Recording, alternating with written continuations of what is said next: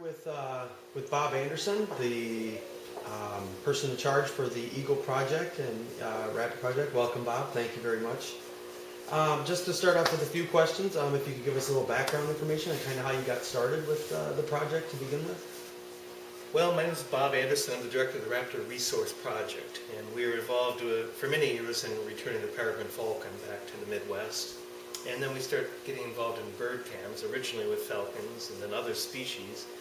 And 6 years ago, I was asked to work on a film for Nature, for PBS, to make a film on the American eagle. So we started filming here. First year we filmed from the ground. The second year we put my little cryptic cameras in the nest, and we acquired some stunning footage for the documentary.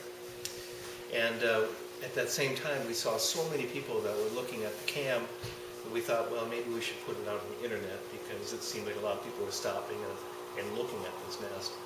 In the first year, 3 years ago, Xcel Energy from Minnesota hosted the website from one of these modems, and it was pretty big, and we probably had 70,000 people look at it, and that was pretty good. The following year, we had Xcel Energy host one feed, and the second year, in the second modem, then the stream went to Luther College, and it really went nuts. I mean, it really did. The problem we have is bandwidth, and even the T1 lines of Luther College couldn't handle the bandwidth for all the people that were logging on. Sure. So this last year, Amy Reese, our webmaster, she wrote some script to send a 24/7 feed to Ustream, and it just went crazy. We had 186 countries, on the planet Earth, and we've logged in over a record of 210 million hits. So it's the number one stream on all of the internet. It's fantastic. It's a fantastic thing. I know that's very popular with a lot of people that I know. How long have you been involved with resource management? Well, we formed the Raptor Resource Project really to help really save birds of prey, because many years ago, because of the problem of DDTs, a lot of species were disappearing, and so we were captive breeding peregrine falcons and releasing them as a resource to the different state agencies. And then we started putting up nest boxes to help bolster populations of falcons, as a resource. And we've always prided ourselves to help out any state or federal agency when it comes to resources. So we've been doing it. Actually, I've been involved with raptors since 1974. Very good. It's an amazing thing to have you involved with it. Did you think that the response would be as big as it has been? No, I'm completely surprised. I'm just shocked. I'm overwhelmed. This one, because we have 23 bird cams. This is just one of 23 bird cams that we have at the Raptor Resource Project. But this one just struck a calling. I mean, it struck a nerve especially with the American. I think people are tired of terrorism. They're tired of war, and they're tired of flooding, and they're just tired of negativity. And this is all positive, and it's really struck, it's found its mark with the American people and throughout the world. For sure. I think it's something to do with that particular bird and the spirit of being a patriot and bringing that back. I think it's a big popularity. And the most surprising thing to me, though, really, is how big of a learning tool it's become for the world. This is probably the largest wildlife education effort on planet Earth. I mean, there are many people that didn't understand that it rains heavily on wildlife, and that babies get snowed on, and that protein comes in all different forms. So, I mean, this has been a real learning experience to people like in inner cities and that really can't get up and close to and really don't see it.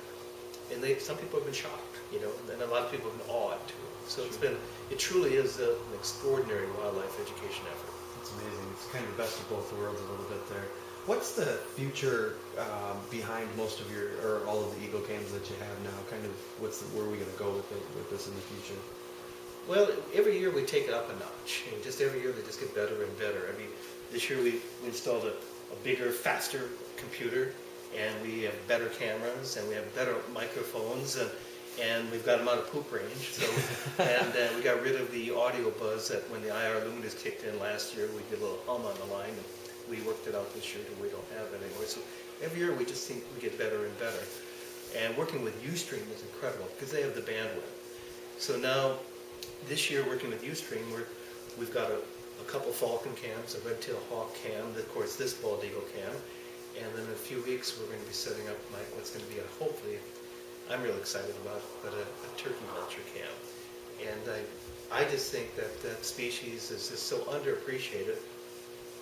And it's so butt ugly that I think people are going to find it beautiful. And that's my hope. And this will be the first ever turkey vulture cam, that I'm real excited about. If the world doesn't fall in love with it, doesn't matter. I will. I'm really anxious because these cameras give you an inside view that you just don't see. Mm-hmm. You just honestly don't see that from the ground or from a telescope, looking away, because they're cryptic and they allow you a view into the life history of the birds that just it's incredible. It really is. Now, is that turkey vulture cam, is that going to be around this area, or is that going to be someplace else? Well, I was hoping that it would be here in northeastern Iowa, but the only turkey vulture nests that I found around here really wouldn't work. They're too far from power, and I put the word out that I was looking for a turkey vulture nest near electricity, and a fellow from Chuck Hurd from Kansas City, Missouri, 20 miles from Kansas City, Missouri, called me and said, well, I've got some in the barn right in my backyard. So I'm working on the cameras now, and pretty soon I'll head down there. And we'll have a pan-tilt zoom camera in the barn, and a microphone, and a fancy computer, and he's already calling his office mission control for the turkey vulture cam, so it's pretty cool. Very good. How does the resource project tie into environmental sustainability? Where does the contrast come between the two of them, between the resource project and environmental sustainability? Well, I think for one thing, we were involved in the last-ditch effort to return the peregrine falcon. It was on the brink of extinction when we began our captive breeding and release efforts. We're real proud to have bred the first peregrine falcon to come back in the Midwest, actually in the mid-continent. And the wonderful thing about that is that it shows that you can make an environmental correction. We outlawed DDT in 1971, and the bald eagles made a tremendous comeback. We have bald eagles now everywhere. And when I was your age, for example, the population was crashing. So by outlawing DDT, by doing last-ditch efforts at captive breeding and release techniques, these are environmental success stories that give us the fuel to actually make future corrections. It's proof that you can and individuals can make a difference. And that's really what I pride myself on, is the fact that we can and do make environmental differences. That's very good. How does your funding come into play? I know that it's probably mostly nonprofit, but how do you kind of take care of all the equipment that you have and repairs or anything else that you may need to do? Well, when we turn up when the eagle cam, when the birds start coming back here to this and in order to start rebuilding the nest, which will begin probably in December, we'll put out a PayPal widget right on Ustream, and people can make. We are a nonprofit, and people can make donations because it is expensive. Every camera operation is $3,000 to $5,000, and when you have 20 some cameras, the money adds up. It really does, and it's ongoing too. For example, we have to pay for the DSL lines, and then we also have to pay for satellite data from Argos. So our monthly bills are quite a bit to do our research. They really are. So if anybody was interested, they definitely can, once they get on the website to look at the camera, they can make a donation. Exactly. As the Decorah Eagle Cam as they start breeding in December, by February they're going to have eggs, and the world will be logged on, and there will be a PayPal button, a widget there on Ustream where people can make donations. Right now we had enough donations last year to pay for all the new cameras for this year. But we're always expanding, we're growing, we're buying new computers, or buying better cameras, and actually we've had to hire a full-time person just to answer the emails that we get because it's so popular. It is the #1 watch stream on all of the internet. That's quite a feat, especially from here in northeastern Iowa. Who would have ever guessed that we would touch so many people on the planet Earth from a little shop, It's fantastic. Again, how can people like myself, or just the kind of the layman who doesn't really have a background in resource management, how can they get involved in their own resource project, something like this? Well, I think there's many ways. I think when you tend to think about environmental causes and environmental issues, mankind tends to put a gloom and doom picture on it. People to think that everything's going to hell in a handbasket. But I think you need to look at these environmental success stories. I mean, we have saved the peregrine falcon. We've outlawed DDT, and many species are now coming back. Lake Erie, when I was young, was so polluted, and now it's a healthy ecosystem. When I was young, there was a river in New York City that was so polluted it would actually caught on fire.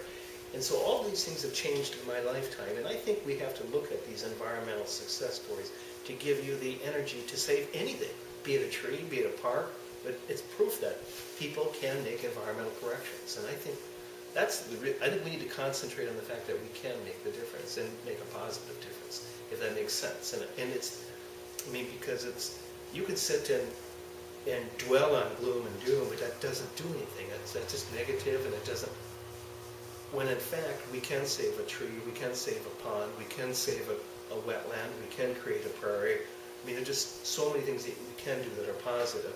And I think we have to look at all these positive success stories, and that's the shot of adrenaline that people need, to go ahead and do many things when it comes to the environment.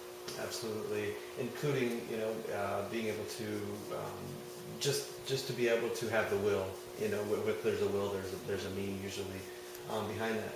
Well, Bob, I think that's pretty much most of the information that I need. That's fantastic. Thank you so much for taking the time with us today, Mr. Bob Anderson, ladies and gentlemen, Raptor Resource Project.